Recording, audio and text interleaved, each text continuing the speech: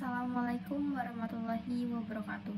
Perkenalkan, nama saya Salsabila dari akuntansi 23A NPM 23412043 dengan dosen pengampu Ibu Kemala Puji SEIME.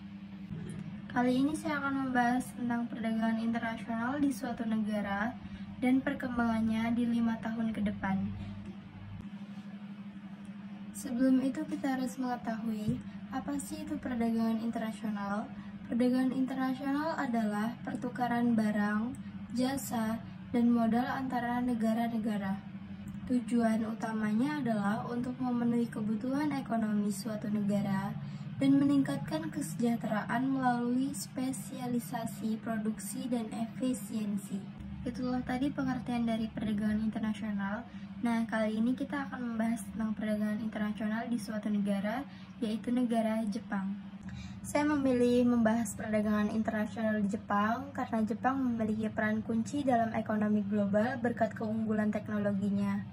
Strategi ekspor yang sukses, peran dalam rantai pasok global, dukungan pemerintah, pertumbuhan ekonomi yang cepat pasca Perang Dunia Kedua, dan ketergantungan global pada produk Jepang. Semua faktor ini membuat aktivitas perdagangan Jepang menjadi topik yang relevan dan signifikan dalam diskusi ekonomi internasional ini. Pertama, kita akan membahas tentang situasi saat ini di Jepang. Jepang dikenal sebagai kekuatan ekonomi dunia dan telah memainkan peran sentral dalam perdagangan internasional. Sektor manufaktur, terutama otomotif dan teknologi tinggi, menjadi tulang punggung ekspor Jepang. Keterlibatan dalam perjanjian perdagangan regional seperti CPTPP memberikan akses pasar yang signifikan. Yang kedua, kita akan membahas tentang faktor penggerak perdagangan internasional di Jepang. Faktor-faktornya ada kebijakan pemerintah, kebijakan ekonomi, dan perdagangan pemerintahan di Jepang memiliki dampak langsung pada arahan perdagangan internasional. Faktor teknologi, inovasi teknologi terus menjadi kekuatan pendorong daya saing produk Jepang di pasar global. Faktor perjanjian perdagangan, kesepakatan perdagangan regional dan global seperti CPTPP memengaruhi dinamika perdagangan Jepang. Yang ketiga, kita akan membahas tentang prospek perkembangan 5 tahun ke depan. Yang pertama ada inovasi teknologi. Jepang akan terus berfokus pada pengembangan teknologi canggih untuk mempertahankan keunggulan kompetitifnya, terutama dalam sektor manufaktur. Kedua, ada diversifikasi pasar. Menghadapi ketidakpastian ekonomi global, Jepang berencana untuk diversifikasi pasar ekspornya untuk memengaruhi resiko. Yang ketiga, ada kerjasama regional. Memulai partisipasi dalam perjanjian perdagangan regional, Jepang akan meningkatkan kerjasama dengan mitra dagang untuk menciptakan lingkungan perdagangan yang stabil. Yang keempat, ada sektoral ekspansi.